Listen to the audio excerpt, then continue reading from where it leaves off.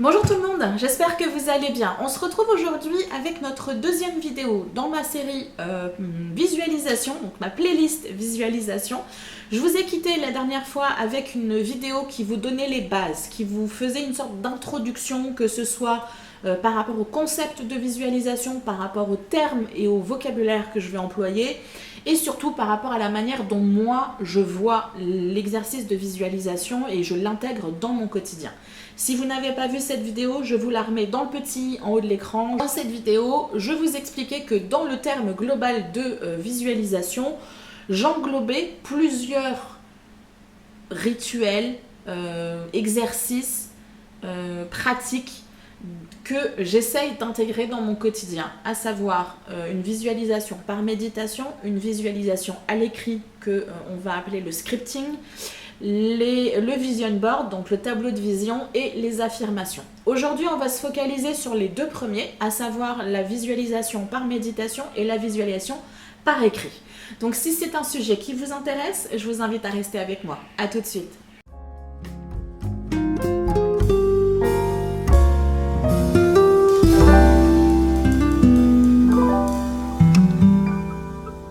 Avant d'entrer dans le vif du sujet, je souhaitais faire une petite introduction comme j'ai l'habitude de le faire.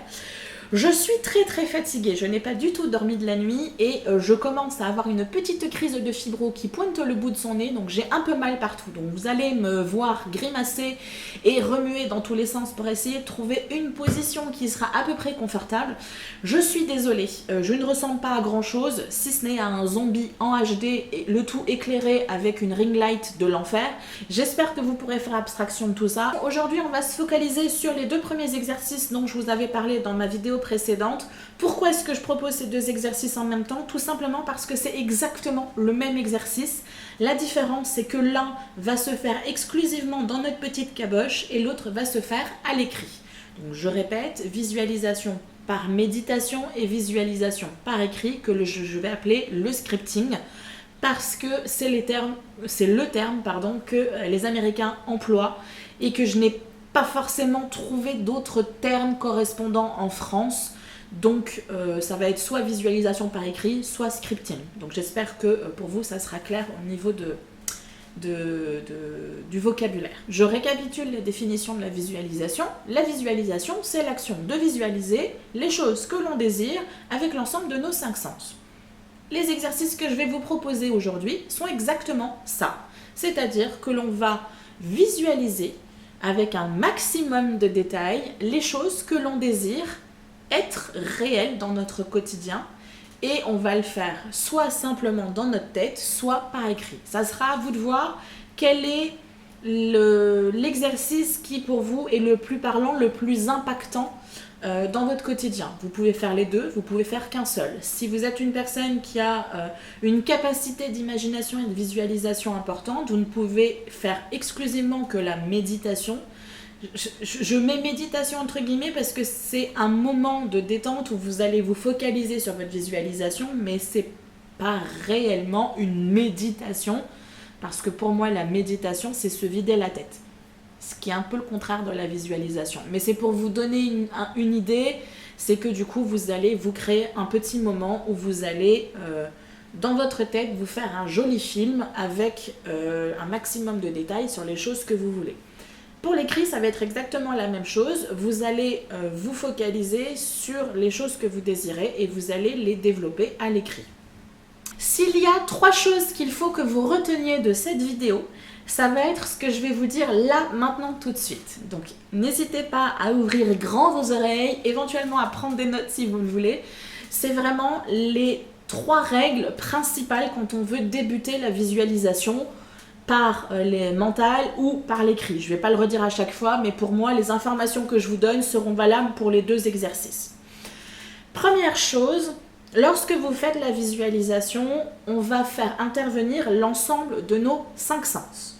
Donc, lorsqu'on va visualiser quelque chose, on va essayer d'intégrer un maximum de détails, que ce soit dans les sensations, dans la manière dont on pourrait se sentir par rapport à quelque chose que l'on visualise, les choses que l'on pourrait sentir, les choses que l'on pourrait entendre, les choses que l'on voit et éventuellement les choses que l'on pourrait goûter. Il faut vraiment réussir à intégrer un maximum nos sens dans notre visualisation. C'est ce qui va faire la différence entre simplement un moment où notre esprit divague et on imagine des choses et l'exercice réel de visualisation. Ça, c'est le premier point. Deuxième chose, je vous l'ai dit dans la vidéo d'introduction, l'univers ne connaît pas le temps linéaire ou ne comprend pas le temps linéaire des êtres humains. Passé, présent, futur, pour lui, ça veut absolument rien dire. À partir du moment où vous imaginez ou vous visualisez quelque chose, cette chose existe dans une réalité. Peut-être pas la nôtre, mais elle existe dans une réalité. Par conséquent, lorsque vous allez faire de la visualisation, vous allez toujours formuler votre visualisation au présent. Je vous donne un exemple. Je ne vais pas dire je vais gagner 10 000 euros. Je vais plutôt dire je suis tellement reconnaissante d'avoir eu 10 000 euros afin de m'aider à faire ça, ça, ça, ça et ça. Je ne vais pas dire je vais être en pleine santé dans quelque temps. Je vais plutôt dire je suis en pleine santé et ma santé s'améliore de jour en jour. Vous comprenez la différence? Autre exemple qui pour moi est très parlant, je ne vais pas dire je vais bientôt déménager dans un logement calme entouré de la nature. Je vais plutôt dire je suis tellement reconnaissante d'être dans un logement qui me permet de retrouver la sérénité et le calme d'esprit qui me manquait. Et je suis tellement reconnaissante de pouvoir profiter de la nature qui m'entoure. Vous voyez la nuance entre les deux? Dans l'un, la chose est déjà présente et on l'expérimente réellement au quotidien. Reprenons l'exemple du logement. Dans ma visualisation, et c'est quelque chose que je fais beaucoup en ce moment parce que c'est un peu l'un de mes objectifs principaux du moment, c'est visualiser le logement de mes rêves, le logement que je souhaiterais avoir, le logement qui me conviendrait à un instant T. Donc lorsque je vais faire ma visualisation, je sais que mon logement, je veux qu'il soit entouré de nature. Je veux qu'il soit calme, je veux qu'il soit au rez-de-chaussée parce que j'ai des problèmes pour marcher et je suis handicapée avec une canne et c'est parfois compliqué de monter et descendre les escaliers, surtout avec des sacs de course, etc. Donc dans ma visualisation, très souvent, je me visualise dans mon jardin, attablée confortablement, en train de faire du journaling ou du scripting, de boire une bonne tasse de thé chaude ou glacée.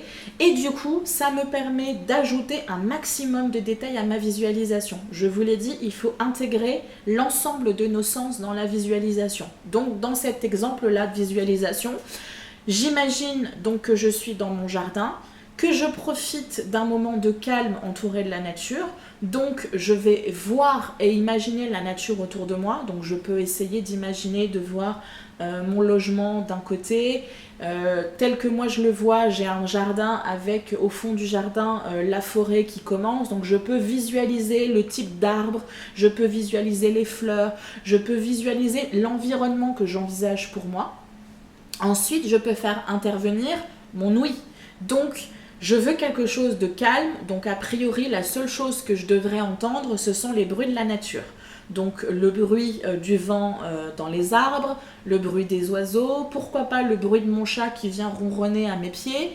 Bref, je pense que vous comprenez. Pareil avec l'odorat, je peux essayer de faire intervenir l'odorat en essayant d'imaginer ce que je pourrais sentir si j'étais dans mon jardin. Donc je pourrais éventuellement sentir les fleurs, je pourrais sentir peut-être les sapins ou les pins ou les épinettes qui pourraient être proches de mon jardin. Différentes odeurs, je pourrais sentir le thé qui est sur ma table, je pourrais sentir peut-être un gâteau qui serait également sur ma table en face de moi. Je pourrais également ajouter les sensations que je pourrais avoir. Donc pour moi, si on reste dans cette idée de visualisation, les sensations que j'aurai dans ce cadre-là, c'est un sentiment de calme, de plénitude, de sérénité, de reconnaissance par rapport à cette capacité de profiter de la nature, alors que là, je suis complètement déconnectée de la nature. J'ai un arbre devant moi, mais c'est tout. J'ai pas de nature du tout autour de moi.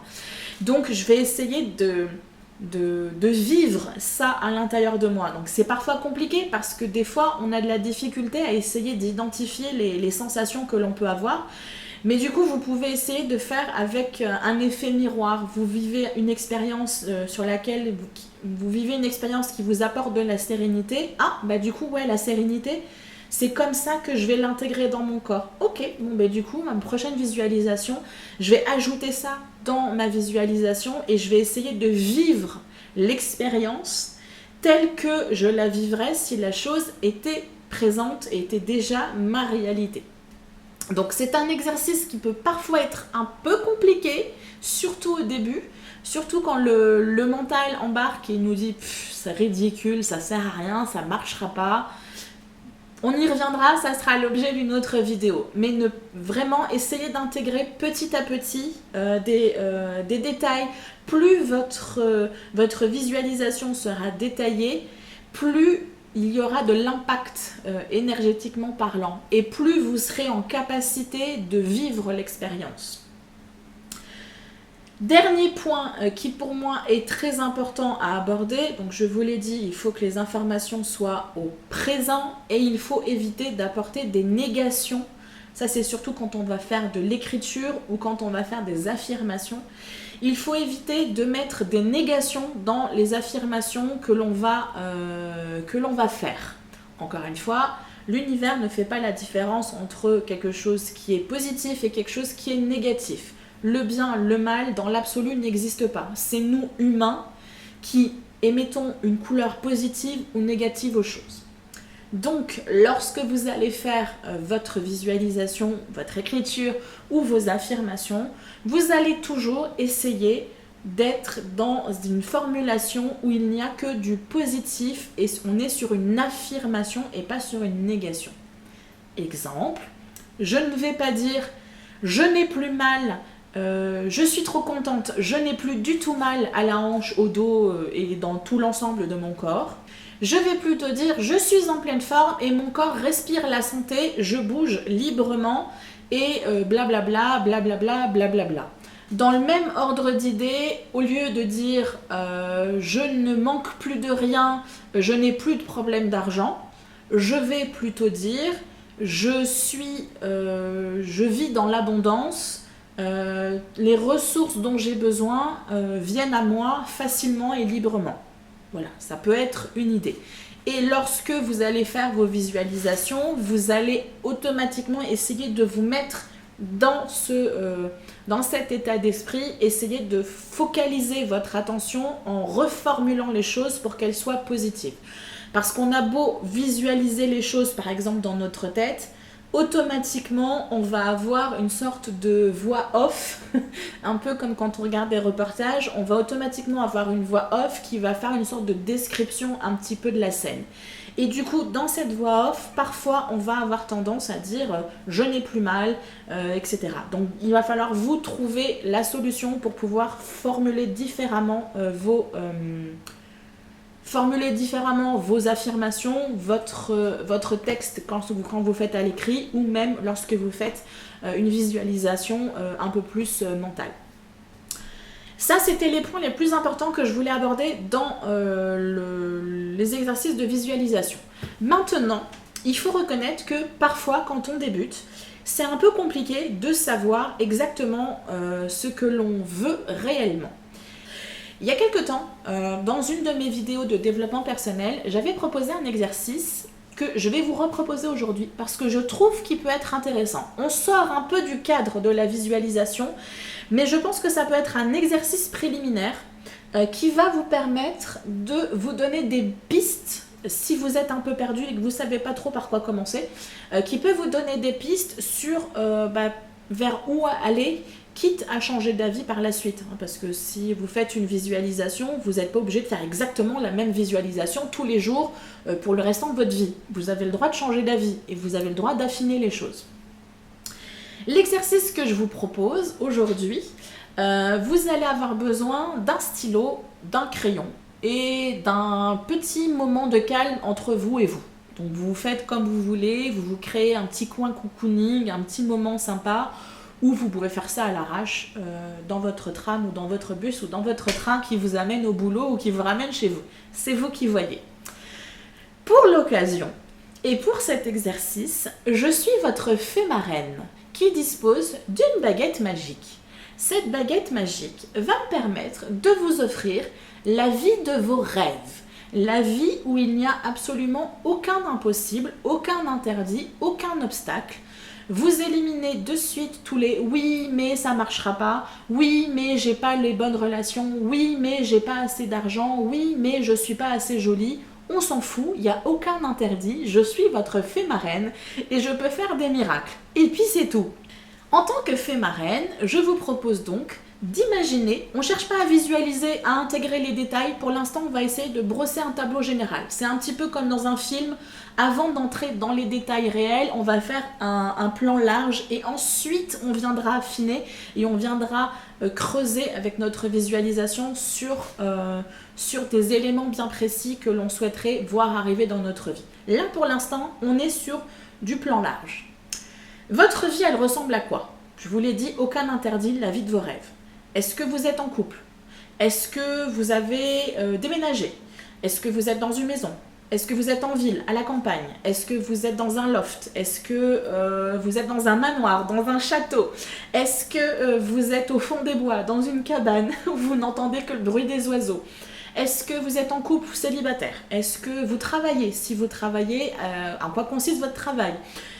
Comment est-ce que vous vous comportez? Comment est-ce que vous êtes humainement parlant? Est-ce que vous avez une attitude qui est différente, une posture qui est différente? Est-ce que votre physique est le même? Est-ce que vous avez les cheveux longs? Est-ce que vous êtes plus mince, plus gros peut-être? Parce que vous avez la difficulté à prendre du poids. Est-ce que vous êtes plus musclé? Comment est-ce que vous vous comportez avec les gens? Comment les gens se comportent avec vous? Est-ce que vous avez une voiture? À quoi ressemble la voiture? À quoi ressemble votre maison si vous avez une maison? Moi, je suis capable de vous faire visiter ma maison. Je peux vous l'expliquer en détail et vous donner chaque détail, le bouquet de fleurs à tel endroit, etc. Est-ce que vous êtes en couple? Si vous êtes en couple, à quoi ressemble la personne avec qui vous vivez? Comment vous vous sentez avec cette personne? Comment vous interagissez avec cette personne? Comment cette personne interagit avec vous? Qu'est-ce qu'elle vous fait ressentir? Qu'est-ce que je pourrais vous dire d'autre? Je ne vais pas continuer à vous détailler, je pense que vous avez compris le principe. Vous essayez de noter tout ce qui vous vient. Là, ne cherchez pas à essayer d'être logique, cohérent, construit. Notez les mots-clés qui vous viennent, les idées. Vous pouvez même faire des griffonnages, vous pouvez faire une mind map. Faites exactement comme vous le sentez. Cet exercice-là, comme je vous l'ai dit, va vous permettre de vous donner des pistes sur lesquelles vous allez pouvoir vous focaliser. Je pense que ça peut être un processus qui peut être intéressant pour vous. Du coup, pour ensuite faire évoluer votre visualisation, comme je vous l'ai dit, les premières visualisations que vous allez faire au début vont s'affiner, vont se détailler, vous allez recentrer certaines choses, vous allez peut-être visualiser des choses qui au final vous dites non, ça me convient plus, donc je vais essayer de visualiser autre chose. L'intérêt de faire la visualisation par écrit, c'est que du coup, vous gardez une trace de ce que vous faites. Qu'est-ce que je peux vous dire d'autre? Si vous faites une visualisation mentale, j'ai pas vraiment de règles à vous donner, si ce n'est les 3 règles que je vous ai données tout à l'heure. Un maximum de détails, on fait intervenir l'ensemble de nos sens, on évite de faire de la négation et on essaye de partir du principe que les choses sont déjà présentes dans notre quotidien et donc on vit ces expériences-là. On ne les rêve pas seulement, elles ne sont pas loin, elles sont là maintenant et on les vit. À part ces 3 règles-là, pour la visualisation mentale, j'ai pas vraiment de règles. Vous vous posez tranquillement et vous choisissez entre guillemets une thématique ou un objectif que vous souhaitez atteindre et vous essayez de vous créer un film autour de ça en faisant intervenir un maximum de détails et un maximum vos sensations, vos émotions, etc. Lorsque vous faites l'exercice par écrit, vous pouvez envisager la chose de différentes manières. Vous pouvez envisager votre rédaction comme si vous écriviez dans votre journal intime, votre carnet de bord, et que vous détaillez la journée que vous venez de vivre. Ça peut être une solution. Autre solution, voie de direction, vous pouvez faire comme si vous écriviez à quelqu'un. Donc membre de votre famille, amis, collègues, bref, qui vous voulez. Dieu, l'univers, vos guides, vos anges, qui vous voulez. Votre grand-mère qui est décédée, qui vous voulez. Mais vous gardez les piliers de base, à savoir écrire au présent, c'est déjà passé, je ne fais que relater quelque chose qui a déjà existé et je ne mets aucune négation. Et l'exercice de scripting, donc la visualisation par écriture, a plus d'impact sur moi parce que du coup c'est un support concret pour lequel je m'investis, parce que j'écris réellement, je fais une action concrète. Donc du coup, moi personnellement, dans ma manière d'être, ça a plus d'impact que simplement imaginer des choses. Après vous serez peut-être plus à l'aise avec simplement une visualisation mentale. C'est à vous de voir. N'hésitez pas en commentaire à me poser des questions si vous avez un point en particulier que vous souhaiteriez que j'aborde ou s'il y a quelque chose que vous n'avez pas compris et que vous ne savez pas trop comment démarrer les choses. N'hésitez pas. Je pense qu'on va plutôt fonctionner comme ça plutôt que moi je vous fasse un cours magistral où je vous déballe l'ensemble de tout ce que je sais et que vous ingurgitez ça comme vous pouvez. Je vais vous donner des grandes lignes et ensuite on va construire cette série en fonction de vos retours et en fonction peut-être de ce que je vis aussi moi au quotidien et des questionnements que je peux avoir et des compréhensions que je peux avoir au fil du temps, parce que comme je vous l'ai dit, je ne suis pas une spécialiste de la visualisation. C'est certes un outil que je connais depuis longtemps, mais comme pour beaucoup de choses, je connais les outils mais je ne les exploite pas forcément. Tête de mule, bonjour! J'espère vraiment que cette vidéo vous a été utile, que je vous ai donné des pistes, peut-être que je vous ai inspiré une visualisation que vous allez pouvoir attaquer dès la vidéo finie. Je vous dis à très bientôt et d'ici là faites attention à vous. Bye bye!